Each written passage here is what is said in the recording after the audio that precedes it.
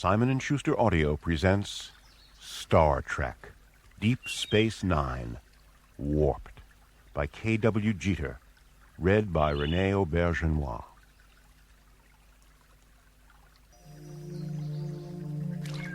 A hand darted into the water, through the ribbons of green weeds, streaming in the current, into the darkness, between the stones, smooth as black pearls.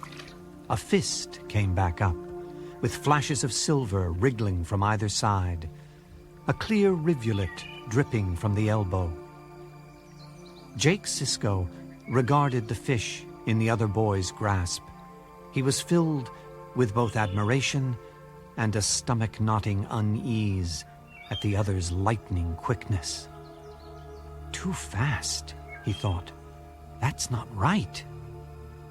The two boys hunkered knees to chest on the largest rock in the middle of the creek. The other boy thrust the captured fish in front of Jake's face. Look at it!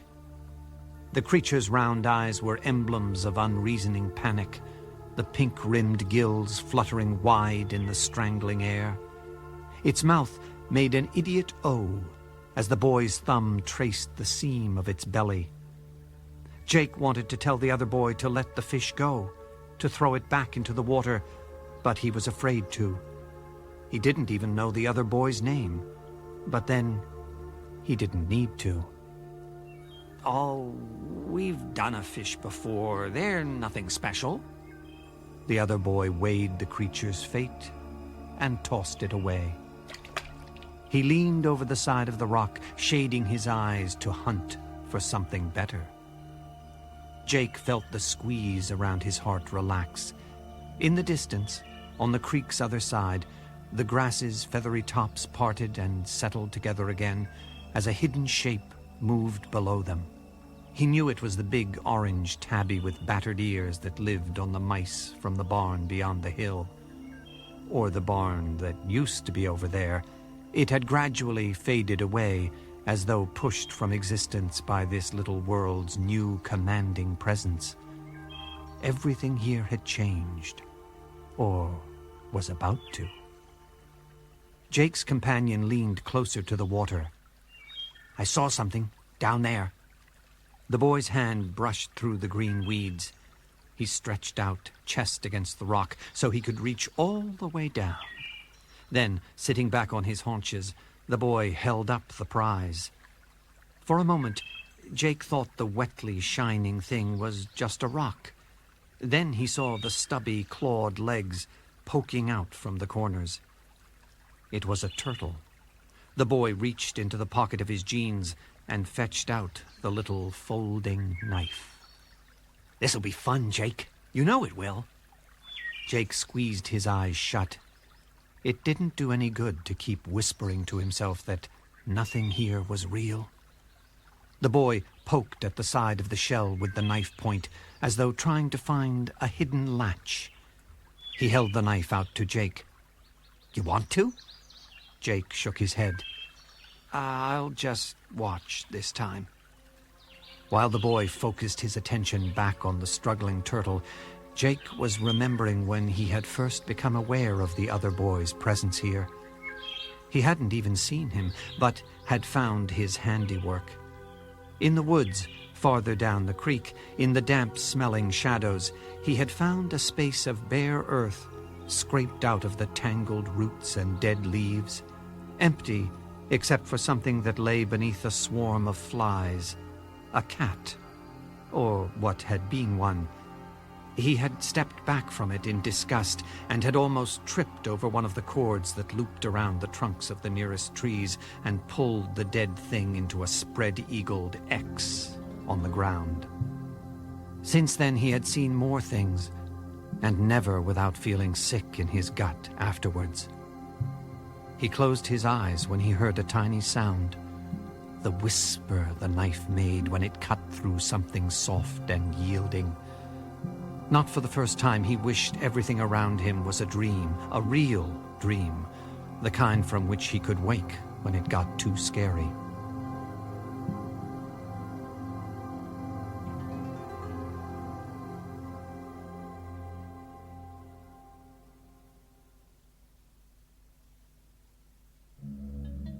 A section of bulkhead, the curved wall between the gridded floor and the overhead light panels, rippled like flowing water for a moment, then peeled away and recoalesced into the form of Deep Space Nine's Chief of Security. Odo looked around the angle of the nearest corner. There was no sign of the individual he had been tracking, Armand Wyos, an itinerant freight handler who had been catching occasional pickup work in the station's main docking pylon. Odo turned and retrieved a small plastoid box with a pair of dangling probe wires. He had hidden it there before flowing into his own molecule-thick concealment over the bulkhead segment. The device extracted access codes and corresponding names from the databanks of the station's holosuites. Wyos had spent an inordinate amount of time here, immersed in the artificial worlds of the holosuites that had been installed along this remote passageway several levels away from the main action of the promenade. This habit alone served as an identifying quirk for Wyos. Why this need for privacy? A thug like Armand Wyos wouldn't care what other people thought of his recreational activities. That Wyos also had enough rudimentary intelligence left to elude a tracker made Odo feel uneasy. Armand Wyos was somewhere else aboard the station. The sooner the suspect was located, the better. There were 3 corpses lying in the station's morgue. Each of them had been ripped open from throat to bipedal lower extremities by a honed pry blade. The pry blade was a folding tool that the freight handlers on the loading docks used to slice through heavy cables and lever apart stuck container seals. 2 of the corpses had been the frenzied product of one of Wyos's co-workers who had slit his own throat before Odo could apprehend him. The 3rd and latest murder had been committed more discreetly, with no clue left behind. No clue other than the rousing of Odo's sharper instincts every time he had seen Wyos skulking through the station's corridors. Something in the eyes, or rather behind them, like a worm uncoiling around the pit of a small fruit. That, plus the rather more concrete datum of Wyos's pry blade being missing from his locker. At the moment, the holosuite closest to Odo was occupied. Odo inserted the probe wires beneath the edge of the door's control panel to obtain the exact credit access code. On the device's small readout panel, the numbers shifted, held for a moment, then changed to letters. One by one, they spelled out the name Cisco, followed by the initial J, the access code for the station commander's son, Jake. Odo switched off the device and stowed it in his uniform pocket. A wordless concern nagged at him, but there was no time to puzzle over it now. He turned and strode quickly toward the corridor's hub. When he reached the crowded promenade, Odo spotted Armand Wyos. Odo pulled himself back into the shadow of a structural pillar to keep from being sighted in turn by his target. Across the promenade, the sweating, heavy-jawed face of Armand Wyos was still visible. Even from this far away, Odo could pick up the murderous rage given off by the man. When Wyos's simmering gaze swung away, Odo moved in closer. Suddenly, the flash of the metal pry blade stabbed Odo's vision. The crowd surged back from Wyos, away from the naked blade. Odo wedged himself through the humanoid wall. The turbolift doors had opened a few meters away from Wyos. Odo realized that was what Wyos was waiting for. 2 people had emerged from the turbolift, Major Kira and Commander Sisko. They were talking to each other, not perceiving the outbreak of chaos their entrance had caused until it was too late. Odo launched himself over the last ring of bodies as Commander Sisko spotted the arc of descending metal and raised his forearm to ward off the blurring stroke aimed at him. Major Kira dropped into a crouch and propelled both herself and Commander Sisko out of the blade's path. Before Odo could do anything to assist, it was over. Sisko rolled against Wyos's legs with enough force to stagger him against the wall. The pry blade flew out of Wyos's grasp and skittered across the promenade deck. Cisco hit Wyos with an elbow check to the abdomen, and Wyos dropped to his knees. Odo pulled Wyos' arm back and snapped a pair of restraints onto his wrists. "I've got him. Are you all right, Commander?" Cisco brushed down the front of his uniform and nodded. "A little adrenaline overdose, Constable, but nothing serious. How about you, Major?" Don't worry about me. Who the hell is this creep anyway, Odo? The suspect's identity has already been established. His motives remain the subject of an ongoing investigation. Cisco peered into Wyos' slack-jawed face. "Constable, is this connected to the, incidents you spoke to me about previously?" "I'm afraid that's likely to be the case, Commander." "I see. We'll need to discuss this matter further. Have a complete report ready for me by the end of the shift." Odo gave a quick nod in acknowledgement and barked at the circle of gawking faces. "There's nothing to see here. Move along." A path opened through the crowd, and Odo shoved the suspect toward the security station at the other end of the promenade.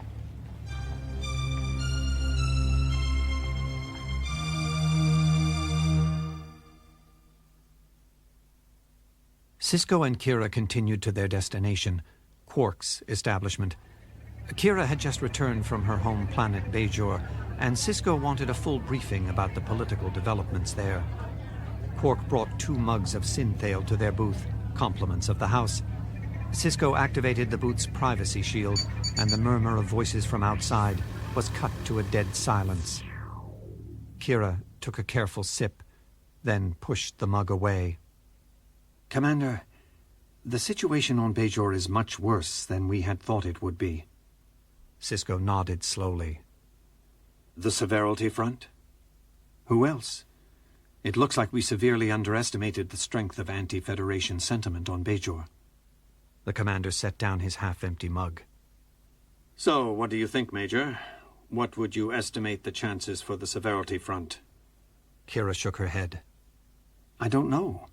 Since the Kai's absence from Bajor, the splinter groups and factions opposed to membership in the Federation have managed to unite their efforts behind the Front's single banner. The Front's chances are good. Real good. How any of your people can oppose a process that will bring their world such benefits... Commander, we've gone over this before. The simple truth is that those supposed benefits just haven't shown up yet, have they? So far, the Federation hasn't delivered. These things take time, Major, but there will be a tremendous expenditure of financial and technical resources upon this sector. For God's sake, Commander, the Cardassians told us as much while they were stripping every leaf and speck of minerals from the planet. We don't have time for patience. We've suffered enough." Cisco drew himself up to full height. "If that's the case, then despite our earlier assessment, your world may be a long way from readiness for Federation membership and its benefits. The Federation Council has concerns other than the welfare of Bajor and its people." Kira had heard the lecture from him before. "Commander, if Bajor is so far down the list of the Federation's priorities, then you'd better be prepared for Bajor to take a good hard look at what it gets out of dealing with the Federation." "And is that what you want, Major? For Bajor to go its own way?"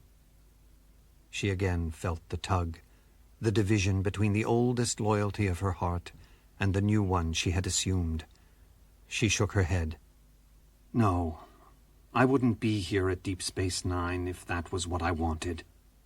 Cisco pushed back his chair and rose to leave. "Very well. I'll need your complete report on the political situation on Bajor, and I mean absolutely complete. Names, alliances, antagonisms, influences that we can bring to bear on different factions. Everything, Major." Kira watched as the commander threaded his way among the crowded tables, heading for the bar's exit.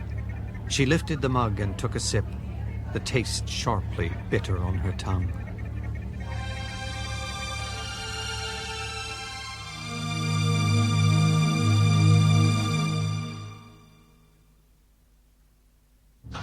Odo entered Cisco's office and the commander waved him to a chair.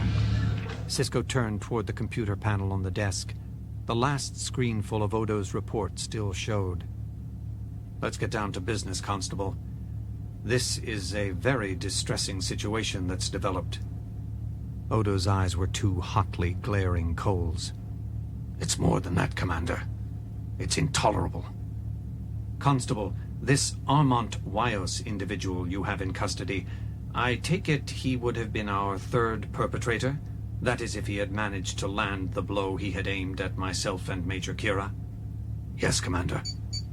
Cisco began scrolling through the text of Odo's report.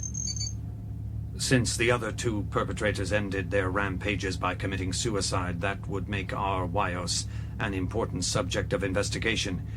He is the only one we've managed to apprehend alive. Are there any traceable connections between him and the others? Odo shrugged. Nothing definitive. I'm still sifting through the details.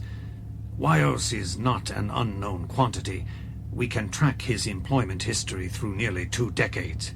He's just a run-of-the-mill itinerant laborer of marginal intelligence and skills. There are millions of them wandering between planets.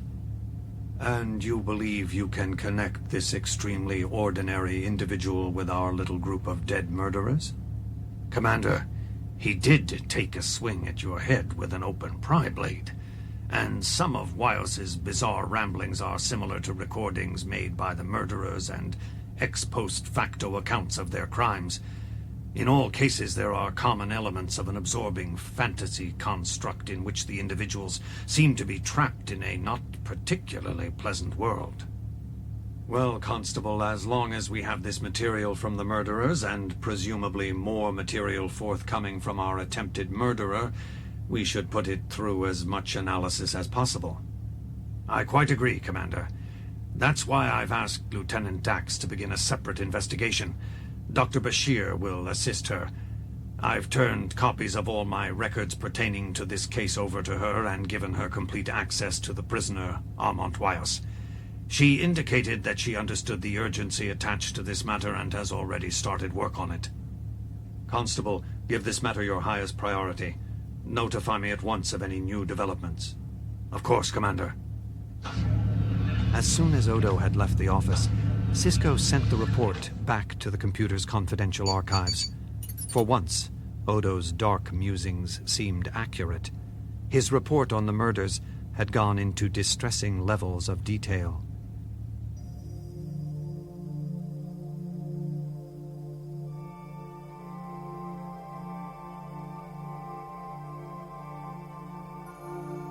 Science Officer Jadzia Dax already was deep into her research. Not all the things she had begun monitoring were taking place inside Armand Wyos's skull. There were others. Data from the various sensors arrayed in the empty, starlit space between DS9. Deviations in readings that were so small as to be almost imperceptible.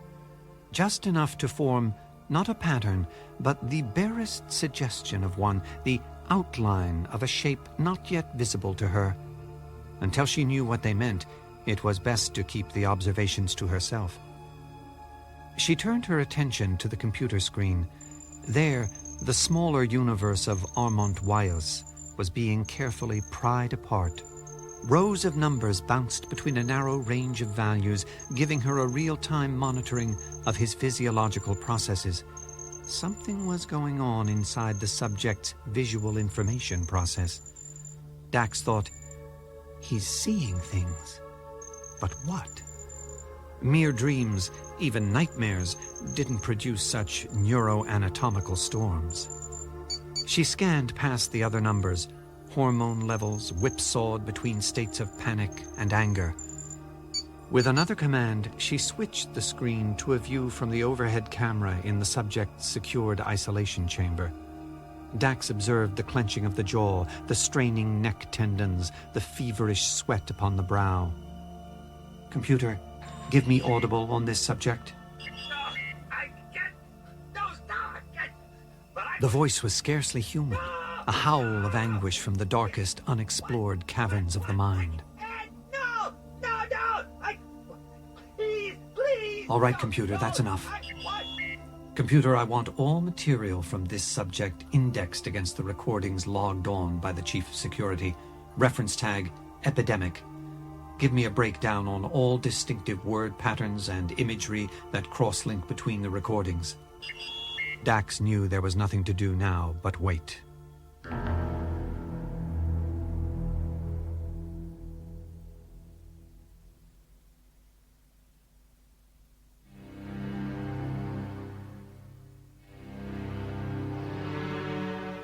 Odo continued his own investigations.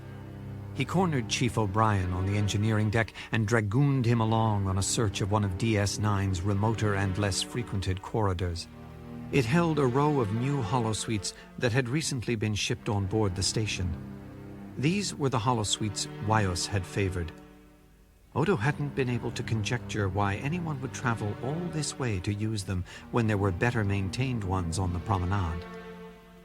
O'Brien knew that the holosuites had been checked out prior to activation, but after he had examined the internal components of one of the holosuites, O'Brien had emerged with a rectangular black box in his hands, proof that someone had tampered with the mechanism. Odo and O'Brien immediately took the black box to Dax for analysis. Shortly after, she summoned Cisco to her laboratory. As he rubbed his thumb across the enameled surface of the box's casing, Dax filled him in on her investigation.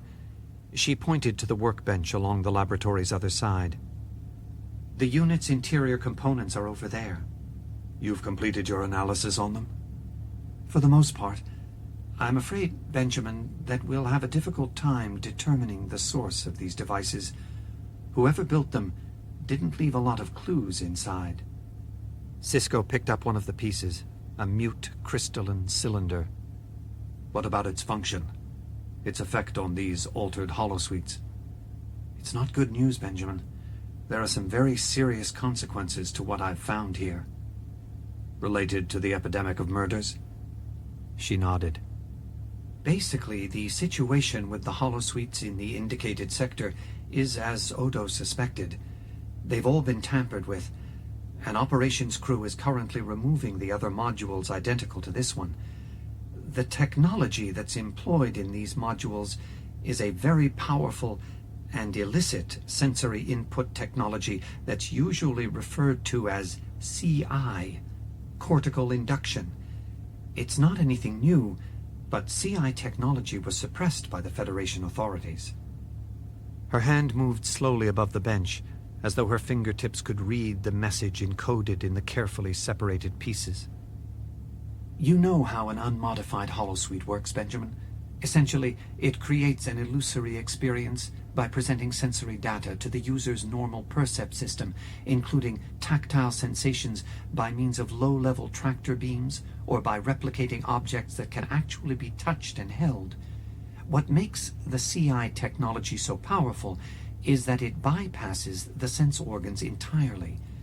It operates by inducing the desired current flow and synaptic discharges in the neurofibers of the user's brain. The resulting experience is much more commanding in the intensity of the illusion created. If undergone often enough, it can begin to override the user's perception of reality itself.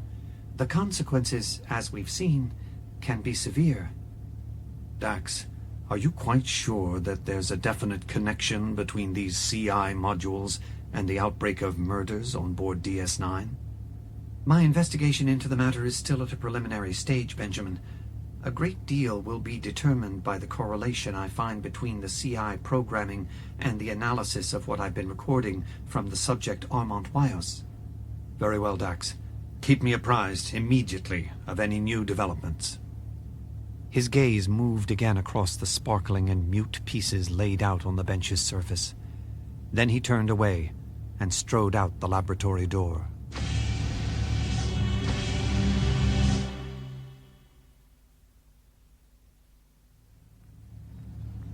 Major Kira caught up with Cisco as he headed for the ops deck.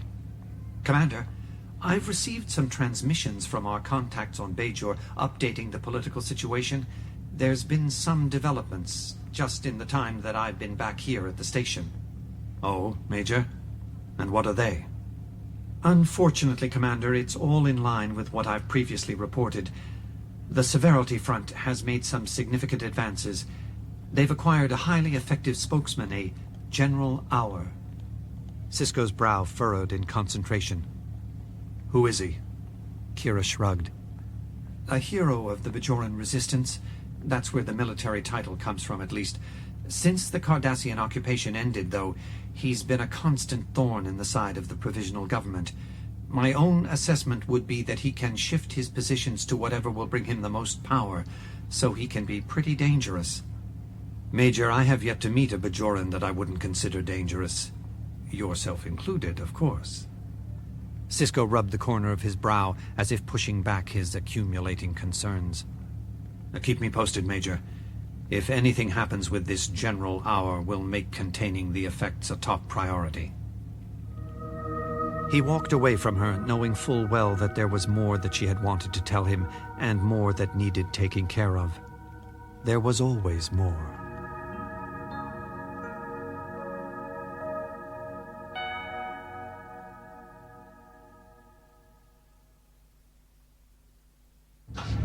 Odo was waiting in Sisko's office.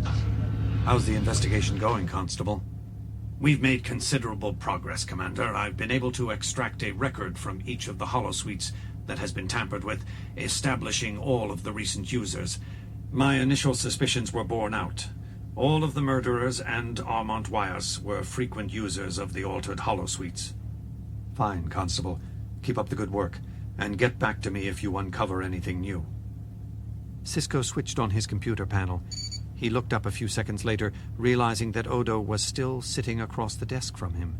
He asked, "Is there something else, Constable?" Yes.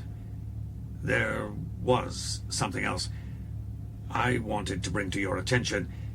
It's a personal matter, I think, to do with you. Then I'm afraid I don't have time for it. Right now I don't have a personal life. I believe it's important, Commander. Is it really that urgent? I think it is. It's about your son, Jake. As I've said, I've extracted the list of frequent users of the altered holosuites, and Jake is one of them. Are you sure? Odo nodded. I had O'Brien check out the device he constructed for me that reads out the access codes. The data I've obtained is reliable. Your son's use of the altered holosuites appears to still be in a preliminary stage. The pattern we've seen of increasingly frequent visits has only just started to accelerate in his case.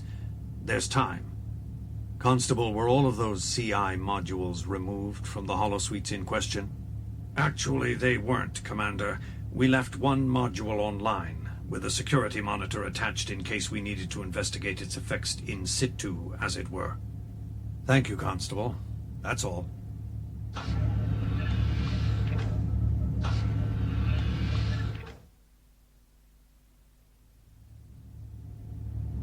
As commander of the station, Sisko had no problem in entering the restricted sector with a simple computer override and finding the one holosuite that had been left functional. He peeled away Odo's security seal and dropped it on the floor beside him. He set the holosuite's programming for what he knew was one of his son's favorites. With a press of his finger, the door slid open, and he stepped inside to a sunlit world. The doorway closed behind him, completing the holosuite's illusion. A warm summer wind moved across a field of yellow grasses. The barely perceptible scent of cool, running water came from beyond the dense stand of trees some distance away. He had been here before, with Jake. In the wood's darkness, he found the first wrong thing. The whitening bones of a cat, the dry fragments spread obscenely apart by coarse twine looped around the nearest tree trunks. The cat's skull bared its teeth in a silent howl. He walked on back into the sunlight to the creek's edge. Water purled against the rocks. Less than a meter away, he found more death. The body of a man sprawled face down, fingertips clawing into the muddy bank. Kneeling down, Sisko turned the body over and found himself gazing at his own face, sightless eyes fixed upon the sun. Somebody was watching him. He could feel it.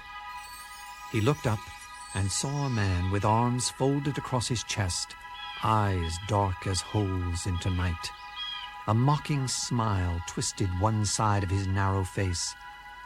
Cisco let the corpse with his face slip from his grasp. Who are you? Don't you know? I'm McHogue. I live here. Cisco's rage burst like a red flower in his vision, blinding him as he leaped forward, hands outstretched for the throat of the image that vanished. His fingers scraped hard into the wet earth and rounded stones at the creek's edge. Cisco drew back onto his haunches. The illusion of water mingled with his own blood, fell into the stream, and was born from his sight.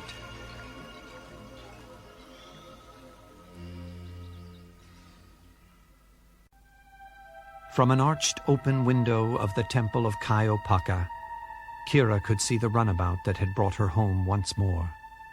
The rough stone of the wall, set into place centuries ago and ornamented with the carved tracery of a long-dead artisan, contrasted with the smoothly functional lines of the craft. One of the temple's acolytes moved up beside Kira. "We did not expect to see you again so soon after your last visit. The station did not notify us of your coming." "They don't know I'm here. I didn't tell anyone at Deep Space Nine where I was going. I didn't submit a flight plan. I just went and came here. I'm not sure why." The sun's edge had risen over the horizon, enough to bring a smoke-like mist from the damp fields. The acolyte waited in silence until Kira spoke again. "There's some crisis going on aboard the station. Right now, Commander Cisco's attention is entirely taken up with that, and frankly, if he were burnt out on dealing with every little twist and turn in Bajoran politics, I wouldn't blame him." "So you decided to take care of this latest problem with the severity front all by yourself?" "I suppose it's too important to let it slide, and then just hope that we can pick up the pieces later. There might not be a later, if our and the other front leaders get their way as far as Bajoran involvement with the Federation." The acolyte raised an eyebrow. "And you feel that by yourself you can change all that?" "There was one person who kept it from happening before." "Yes, but you're not Kaiopaka." Kira sighed. "Don't think I'm not painfully aware of that." A smile from the acolyte. "Perhaps if you persist in this endeavor you will learn much. I doubt if even the Kai was born with all the virtues she possessed before she answered the call of the prophets." Kira stepped back from the arched window. As much as the temple's quiet had returned a measure of strength to her soul, she knew that the time to leave had come. There were people in the capital whom she needed to see, words to be spoken, and, with any luck, negotiations to be made. As she made her way toward the twisting stone steps, the other woman called to her. "You go with our hopes and the blessing of one that is no longer with us."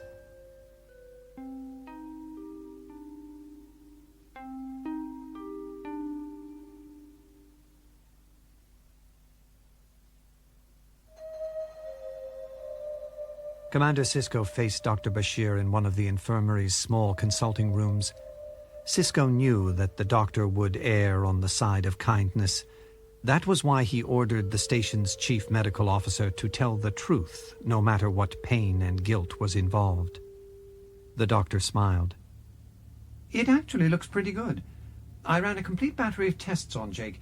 Everything from real-time neural pathway charting and catecholamine receptor indices to old-fashioned Rorschaching plots. And I found a healthy young boy, physically and mentally. There's no sign of either the synaptic degeneration or obsessive thought patterning that we've seen with Armand Wyos and the others." Cisco heard his own voice as though it were coming from someone else. "You've forgotten something, Doctor. I've seen evidence of my son's condition that doesn't show up in all your scannings and tests. In that holosuite, I saw my own death. I saw my murdered corpse lying on the ground." "An illusion, Commander." Anger flared inside Cisco. "An illusion that couldn't exist at all unless it reflected something true, something in Jake. The CI module found something inside my son, some part of him that wanted his father dead, and it granted him that wish. Commander, when you were a child, when you were Jake's age, did you ever wish your own father dead, even just in a little flash of anger? Sisko turned a fierce glare toward Bashir. Many times, Doctor, every child does. Exactly. And what kept you from ever trying to actually kill your father? Only that I knew, once I got over being stupid and angry, that I loved him very much. Just as most children do, Commander. They conquer the murderer inside themselves, as you and I did, as we all did. The CI module appears to find the weakest part of someone's personality, remove it and isolate it, and nourish it in the absence of all the rest of what a thinking and feeling person can be. It takes that small killer that's inside all of us and lets it run wild. That thing that this McHogue took from inside your son's mind, that McHogue changed into something that was no longer your son, that was your murderer. Sisko managed a faint smile. Very well, Doctor. In medical matters, at least, I yield to your greater expertise. I suppose that right now there's a lot I need to talk to Jake about. And what I need to think about is what Jake would want me to do. Whether we should leave DS9. Bashir nodded. He's waiting for you in the examining room. As Sisko opened the door, his son looked up at him and studied him warily. Hello, Jake. Dad, I thought you'd be angry.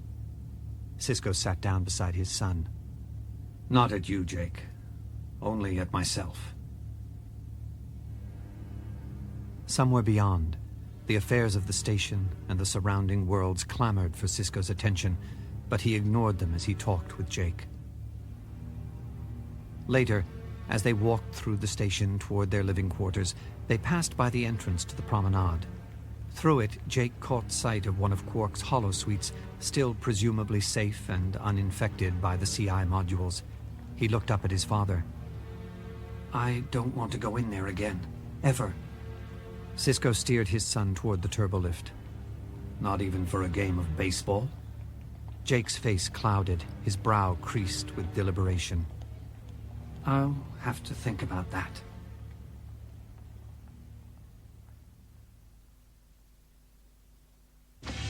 Sisko started out of his living quarters, moving in the hurried manner that had come to characterize him in the last several high-pressure shifts. But he stopped short. Odo was waiting in the corridor. Commander, I take it that your son is all right. Dr. Bashir indicated as much to me. However, there are some other things that should be brought to your attention. Some more recent developments. Such as, Constable?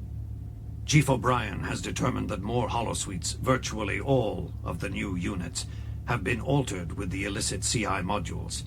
It seems as if our mysterious McHogue was somehow able to bring a large quantity of the modules on board in a way that can't be traced through the pylon's loading docks. Sisko nodded as he mulled over the data. And I suppose there's still no indication of how this McHogue himself might have gotten into DS9, or if he's still here? You mean physically, rather than as an apparition in one of the altered holosuites? At this point, there's no way of determining that. The station is riddled with hiding places. In other words, Constable, it's up to our mysterious visitor as to whether he shows himself to us or not. I'm afraid so, Commander. But surveillance has been increased in all the sectors where the CI modules have been found in the holosuites, on the off chance that McHogue might return to those areas. The turbolift opened beside them, and Sisko stepped into it. Let me know if anything further develops. There's something else I need to discuss with you, Commander. Odo hesitated a moment. Major Kira left in one of the station's runabouts without filing a flight plan. Her whereabouts have been determined. So where is she? At the moment, she's in transit, returning from Bajor. Sisko's shoulders lifted in a shrug. I expect Major Kira had her reasons. She's made similar trips before. Well, this may be a little different. While you were occupied with these concerns regarding your son, Ops received an official subspace communication from the Bajoran capital. There's been a successful coup d'etat against the provisional government. The Severity Front, led by General Auer, has taken complete control of the planet. Sisko's eyes widened. You must be joking, Constable. I'm not known for my humorous abilities. Cisco gave a weary sigh. The way things were going, I suppose this was inevitable. We'll just have to deal with it then, at least until the Bajoran people toss this lot out. That may not happen for a while, Commander. I've been in touch with my own informants on Bajor. It seems that the new government has every sign of enjoying wide popular support. My informants were also able to fill me in on Major Kira's activities while she was planetside. It seems that she had private meetings with various members of the Severalty Front, including General Auer, immediately before the coup. The commander's expression grew hard. Indeed. Are you making an accusation against Major Kira? Of course not. I'm merely providing information which I believe you should have. Very well, Constable. Carry on with your other investigations. Cisco pressed a button and the turbolift doors slid shut. As the turbolift moved through the station, he closed his eyes, gathering his strength. The weight upon his shoulders had been great enough already, and now this information about Major Kira's activities on the surface of Bajor had come to light. What if Kira had changed her mind, re-evaluated what she thought Bajor's future should be? Not the Federation, but something else, something that General Auer and the rest of the Severalty Front were busy conjuring up.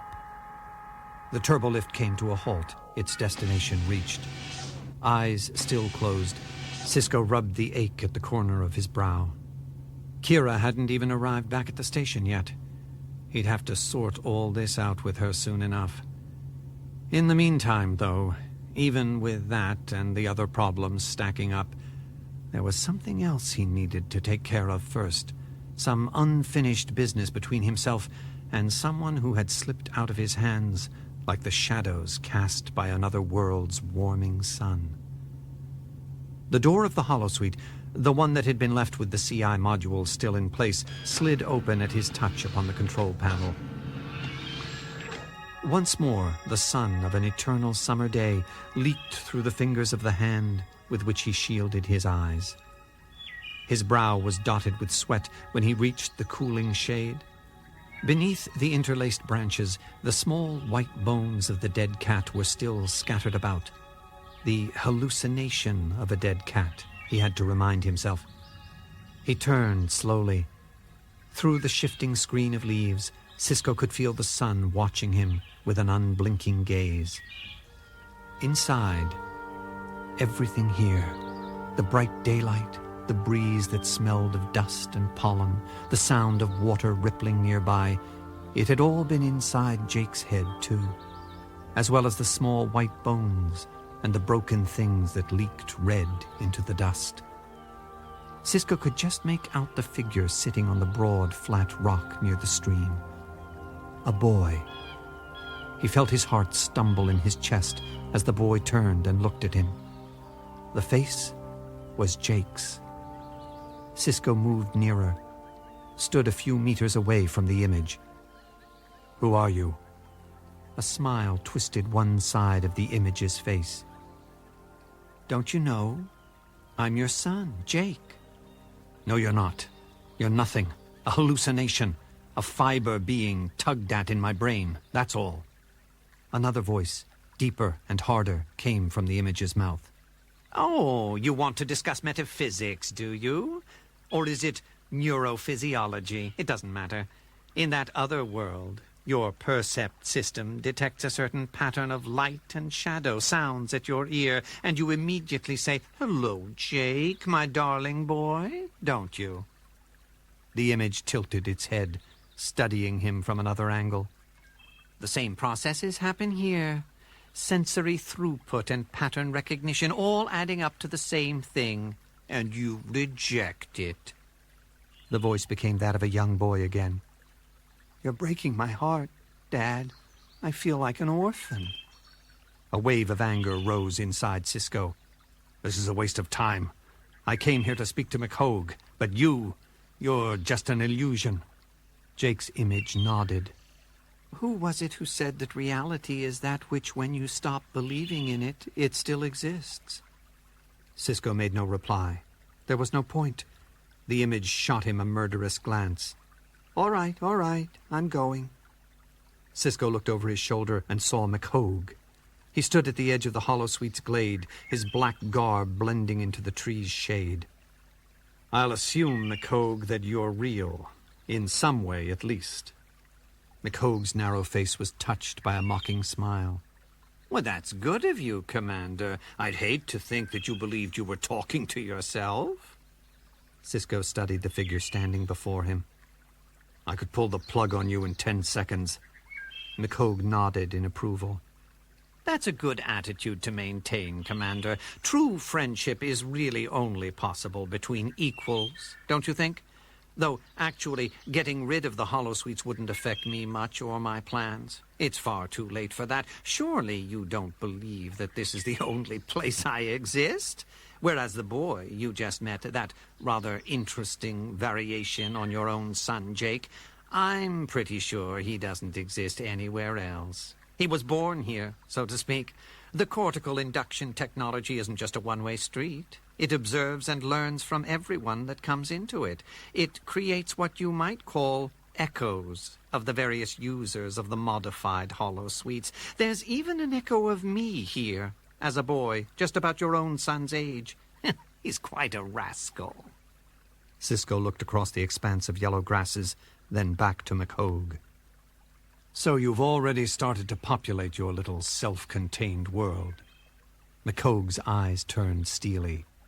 Commander, I didn't come here to turn myself into the tin god of a private universe. I have no use for these fantasies except as a means of achieving my ambition in your world, and all the ones beyond it. But time's a-wasting. I must be on my way. Good talking to you. But now I have to pull the plug on you. The smiling figure disappeared. A moment later, so did the trees that had been behind him. Cisco turned, watching the yellow grass fade away, the creek dwindling to a mist. The distant hills became steel walls studded with the holosuite's optic transmitters. The sun was the last of all.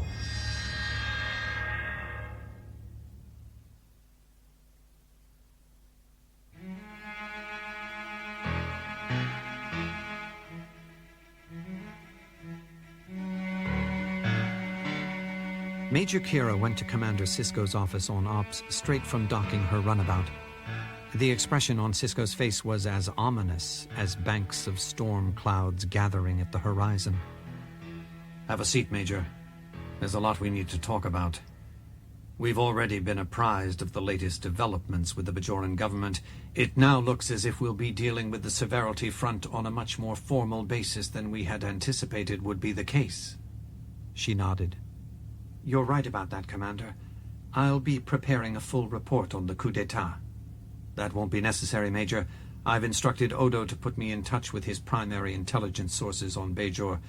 As of now, and until further notice, you're relieved of your liaison duties. Kira stared at him in disbelief. Are you joking? There's no one aboard DS9 with the kind of expertise I have in Bajoran political affairs. That may well be, Major, but there aren't other personnel with the same suspicions attached to them either. Kira couldn't believe what she was hearing. With all due respect, Commander, what the hell is that supposed to mean? Are you making an accusation against me? Not at the moment. It may well be that you are responsible for nothing more than some severe lapses in judgment. That's why I'm giving you a break. I'm handling this informally for the time being. That's all we have to discuss right now, Major. You're dismissed.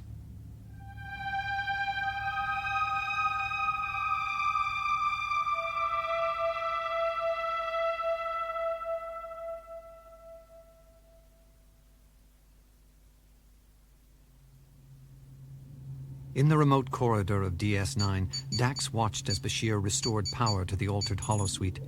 Bashir opened a small access slot on the control panel. What I'm doing, Dax, is wiring in the programming that we were able to download out of the other holosuites that Armand Wyos used.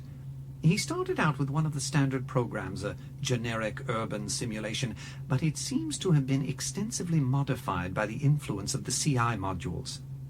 Julian, wouldn't it have been easier and safer to run a model simulation through the computer? Bashir shook his head. There's some kind of interlock routine that's been interlaced with the program. The only way to get into it is by activating it with one of the CI modules. He made a few final adjustments and glanced round at her. Here goes then. The holosuite's door slid open. They stepped through and into darkness. In the perceived distance around Dax, a sulfur-tinged night fog clung to damp, crudely surfaced streets. The mists threaded between looming buildings of dirt-stained brick. Empty windows gaped down upon them. The blue radiance from the overhead streetlights barely penetrated the gloom. Bashir studied the claustrophobic vista. Well, this is cheerful. Sort of an exercise in negative mood induction, don't you think? If by that you mean overtly depressing, I'd have to agree. Dax took a step forward.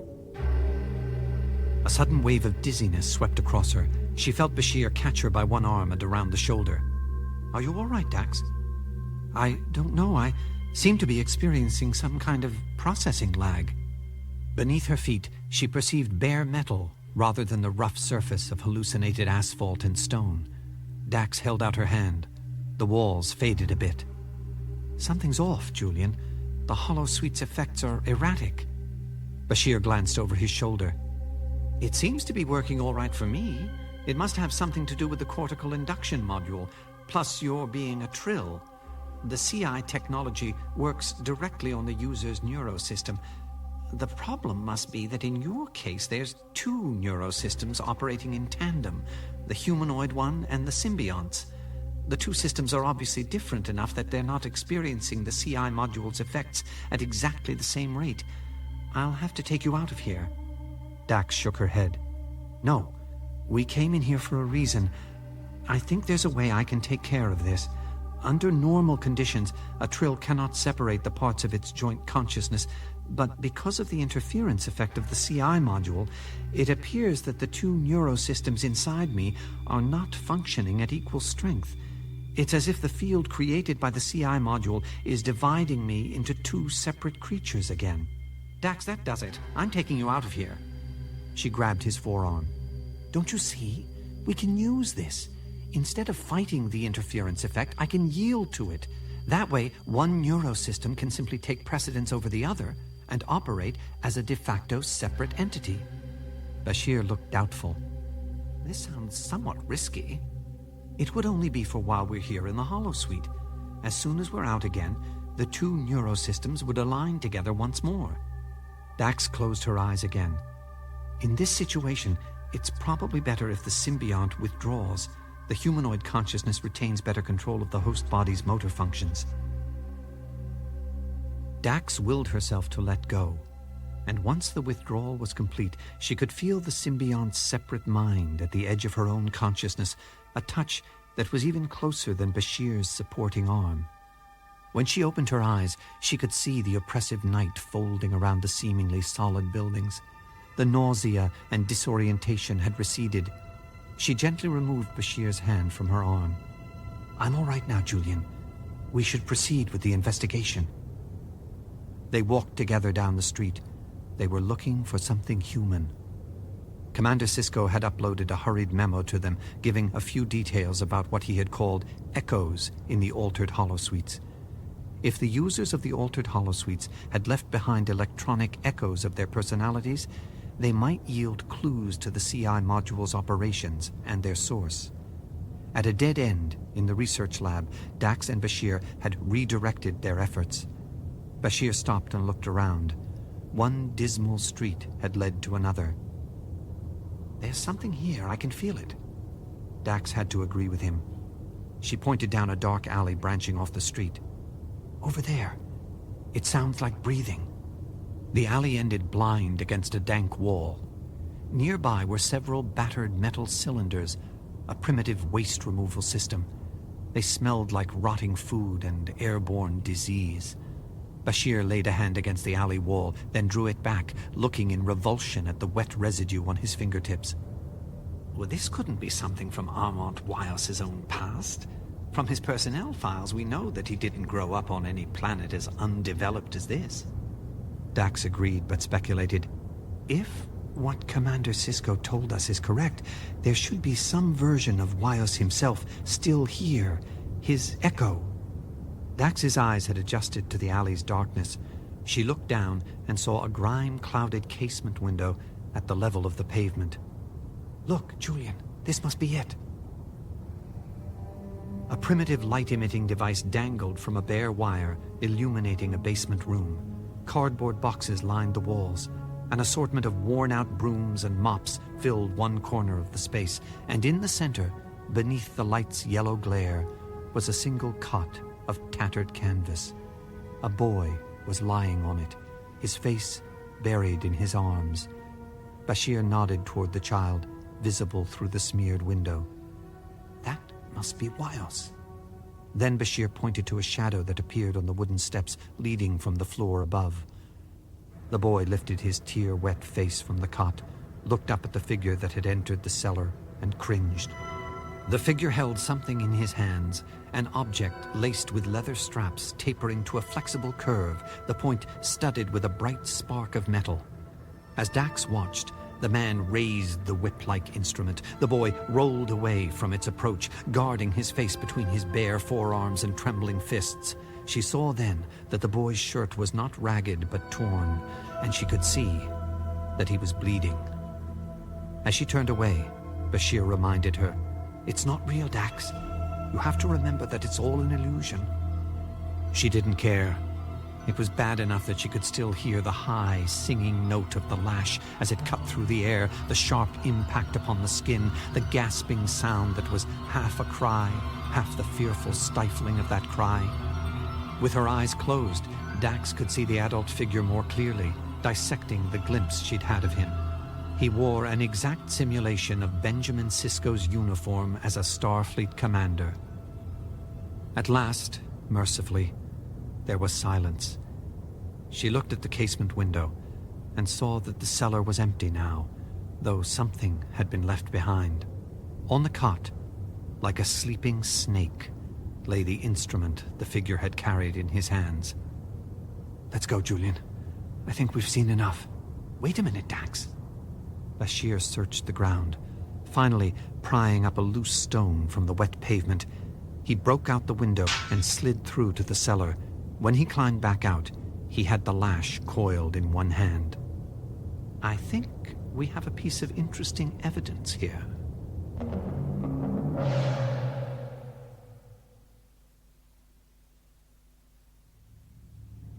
When they reached the lab, Bashir laid the instrument out on one of the benches.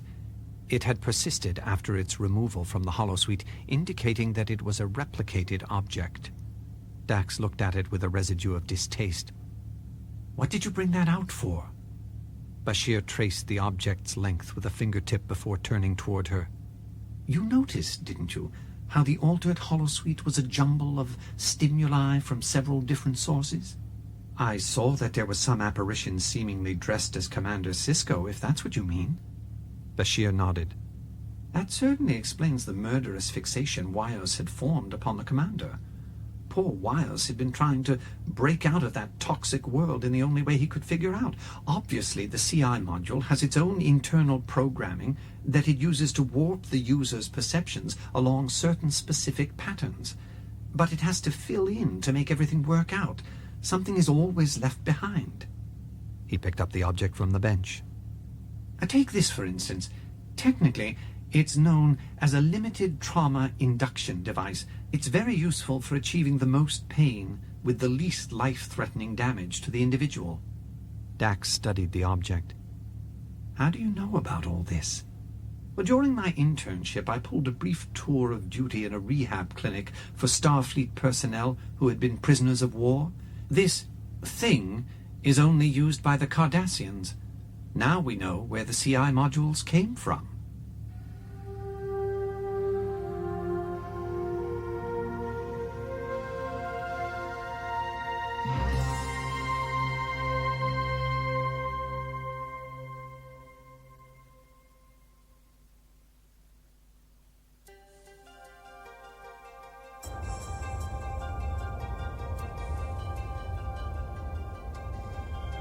One of the lab benches was converted to a conference table by the simple expedient of moving several tall stools over to it. The researchers into the station's epidemic of murder listened to Jadzia Dax's description of their expedition in the altered holosuite's hallucinatory world. Odo brushed his finger against the whip-like device on the bench, then turned toward Sisko. Their analysis of this object's origin is undoubtedly correct, Commander. When this station was under Cardassian control, I was provided with just such a device for use on possibly recalcitrant prisoners. I destroyed it and told Gul Dukat, the Cardassian then in charge, that I had my own methods for maintaining order. Sisko studied the weapon. If nothing else, bringing the CI modules on board the station would be consistent with the Cardassians' previous attempts to regain control over the wormhole to the Gamma Quadrant. But how were the modules brought aboard? Odo shrugged. I'm afraid that we may be encountering some deficiencies in our perimeter maintenance. There are large sectors of both the station's interior and exterior that we've simply sealed off as having been sabotaged so extensively by the departing Cardassians to be of any practical use. It's not inconceivable that the vandalism on the part of the Cardassians was not the relatively simple destruction that we had initially thought it to be, but actually a cover for various entry and exit points, trapdoors, if you will, that could remain undetected until such time as the Cardassians would need them. Sisko nodded. There's one other element which points to our old friends. A Cardassian vessel commanded by Gul Dukat himself has re-entered our navigational sector. I find it difficult to believe that the Gul just happened to be in the neighborhood when the Severalty Front's coup d'etat took place. A look of doubt crossed Dax's face. What you're suggesting, Benjamin, is collusion between the new Bajoran government and their bitterest enemies. What could possibly induce them to join in a conspiracy with the only force in the galaxy they despise more than the Federation? I don't know, Dax, but I have a feeling we're going to find out. As I was heading down here on the turbolift, I was notified by Ops that a Bajoran vessel is due to arrive at the station within the hour. It's an official visit, our first from the new government. Apparently, General Auer himself and the new Bajoran Minister of Trade wish to speak to me. I don't expect it to be a cordial visit.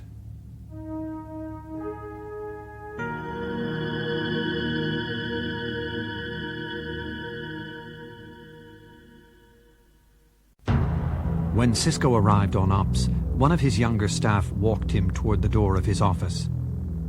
They're already waiting for you, sir. As his office door slid shut behind him, Sisko saw two figures in the office. General Auer, hands clasped behind his back, turned toward Sisko. He recognized the leader of the Severalty Front, and now the new Bajoran government, from the briefing files he had previously scanned. The rigors of the struggle against the Cardassian occupation had bowed the man's back and silvered the sparse hair on his skull. The lined face broke into a smile. I've looked forward to making your acquaintance, Commander Sisko. We have a lot to talk about. Sisko managed to return the smile. Well, General, at least we're starting with something we agree on. There is a lot to talk about. Auer gestured toward the chair before the desk. The new government of Bajor has sent someone else who will be critical to our discussions. This is our new Minister of Trade. The chair swiveled to show the black-clad figure in it. The man stood and grasped Sisko's hand in a firm handshake. McCogue smiled. Actually, we've already met, haven't we, Commander? For a moment, Sisko felt dizzy. Then his balance returned, though he had to concentrate to maintain it. He saw McCogue's face before him with the same mocking half-smile that he had last seen in the holosuite's illusory world. He heard General Auer's voice coming from somewhere beside him. Are you all right? Perhaps we should call for one of your crew to help you. Sisko waved off Auer's assisting hand. No, I'm fine. I just need to sit down, that's all. McCogue leaned back in the chair and watched him. It's just a simple matter of perceptual misalignment, a slippage of the reality field you carry around inside your head. It's one of those things that in my line of work, I've learned to be careful about. The general took the other chair in front of the desk. I trust, Commander, you'll give our Minister of Trade your full cooperation. Mr. Hogue brings some unique qualifications to the position that we felt made him the perfect choice. In the future, I expect all your dealings with our government will be through him. Sisko turned toward McHogue. So, what exactly are we going to talk about? McHogue's smile vanished. I've made a better offer to the Bajoran government. The opportunity for Bajor to become something besides a glorified rest stop and maintenance center for the Federation. This talk of developing Bajor is a giant scam, and you know it. The Federation gets control of the wormhole, and with it the access to the Gamma Quadrant, and the Bajorans get to wait on tables. Sisko shook his head. General Auer, if this is the line, the sales pitch, all I can say is that he's completely misrepresented the intent of the Federation here. McHogue's dark eyes fastened onto Sisko. Is that so? Then maybe you can explain a few things about your ongoing research activities here. Isn't it true, Commander, that you've already established that the stable wormhole that's been discovered here is not a naturally occurring phenomenon, but an artificially created one? Sisko couldn't detect what McHogue was driving at. He nodded slowly. That appears to be the case. We've assumed that the intelligent creatures we've encountered inside the wormhole did, in fact, create it. And isn't it also true that a large proportion of the Federation's research efforts scheduled to take place here at DS9 will be devoted to finding out just how the stable wormhole was created? But, of course. McHogue sat back with a smug expression. You say, of course, so easily, Commander. The wormhole is Bajor's one remaining possession of value, and the Federation would like nothing more than to find out how to make 1 billion more wormholes. The Federation's scientists could discover tomorrow the secret to creating a stable wormhole, and the value of Bajor's asset would be reduced to approximately 0. In frustration, Sisko struck the desktop with his fist.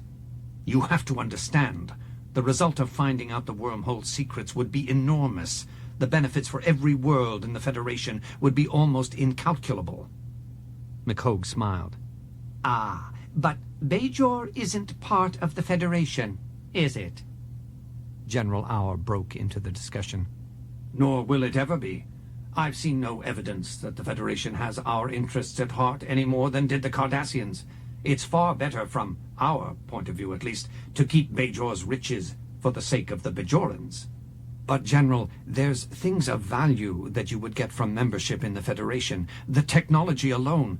Commander, if there's anything we want from the Federation, then we'll buy it from you, because we'll be able to do that. And just what do you think you'll sell for Bajor to have that kind of money? There's a built-in limit to how much you can charge for access to the wormhole and passage to and from the Gamma Quadrant. Most of that traffic will be speculative in nature. It won't pay off for a long time. By turning your back on the Federation's assistance, you'd be condemning the people of Bajor to decades, perhaps centuries of continuing poverty. McHogue smiled again, more radiantly than before. Fortunately for all concerned, there aren't going to be any hardships. You want to talk cash flow? Fine, because I've got news for you. The planet of Bajor isn't going to be flat broke anymore. Bajor has something even more valuable than the wormhole to sell. And what might that be, McHogue? License, Commander. Pure, unadulterated license.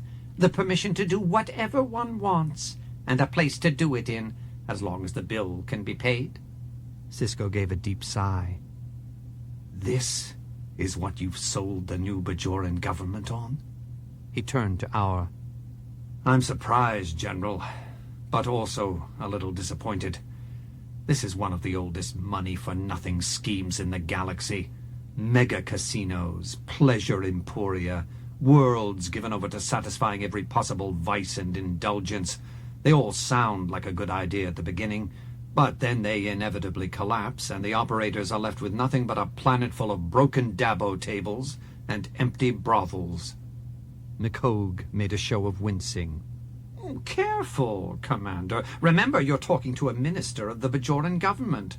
The Bajorans are not quite the fools that you and all the rest of the Federation take them to be. I gave them hard facts and figures about just what kind of money they can expect to generate. Sisko held Auer's gaze. Did he also tell you what the Federation's reaction to your business enterprise was most likely to be? There's quite a bit that we can do to minimize the negative effects of such an enterprise as you're contemplating. The Federation can place an embargo on such a rogue world, effectively sealing it off from commerce with all other Federation members. A sneer formed on McCogue's face. Ah, yes, the embargo tactic. But things are different here. Bajor has the wormhole. The Federation can't cut Bajor off, no matter how offensive or negative it might find our economic activities to be. And there are plenty of other political forces in the galaxy who are less prudish and more pragmatic than that. And they'd be happy to fill the vacuum created by the Federation's withdrawal. The Cardassians are still kicking themselves for giving up Bajor just before the wormhole was discovered. Sisko took a step toward General Auer. And is that how you see it? After spending your whole life fighting against the Cardassians, you'd be willing to let them back into Bajoran affairs? Auer's hardened gaze shot back at Sisko. If it was on our terms, then yes. We're a broken, starving people, Commander. We have little left to us besides our hunger. I'm just trying to create a situation where we call the shots and not Gul Dukat, or you and the Federation. Read your history books, Commander, or just look around at your fellow Starfleet officers. You'll see that yesterday's enemy is often today's friend. Why shouldn't Bajorans be as wise and flexible as you are? Let's just say the Severity Front has been in touch with Gul Dukat for some time now, long before we were ready to take over the government. It might almost be fair to say that we've become business partners now. A degree of McCogue's smugness was now part of General Auer's expression. Gentlemen, I think we've talked long enough. I should be getting back to Bajor. There are other arrangements that need to be taken care of. McCogue nodded. I'll join you in the ship in a few minutes. I want a little time alone with the Commander. When the door had slid shut again, and Sisko and McCogue were alone in the office, McCogue gazed up at the ceiling before speaking. You know, the General is exactly the kind of business partner I like to have. He believes everything should be out in the open. Sisko studied McCogue. It's obvious to me that your preferred business partner is one that you've managed to keep in the dark about your actual intentions. I can't imagine that someone such as Auer would go along with your plans if he was aware of the true nature of the CI modules and what they can do. McCogue shrugged. Perhaps. But why should he trust anything a Starfleet officer would tell him? Commander, people from all over the galaxy are going to flock to Bajor not just to experience CI-generated hallucinations, but to actually live them in this reality. The holosuites on Bajor will be the ultimate advertisement for what we're actually going to be selling. Experiences that our customers will be able to get nowhere else. Sisko regarded McCogue contemptuously. You're certainly open about revealing your intentions. To me, at least. Perhaps. But then again, the beauty of this setup is that there isn't anything you or all the rest of Starfleet and the Federation can do about it. Look on the bright side, Commander. You can start packing your bags now. After a debacle such as losing the Federation's control over Bajor and the wormhole, the only possible outcome would be for you to be transferred to a safe desk job back on Earth. And maybe that's what you really want. The door slid open, and McCogue was gone, leaving Sisko in the office's enfolding silence.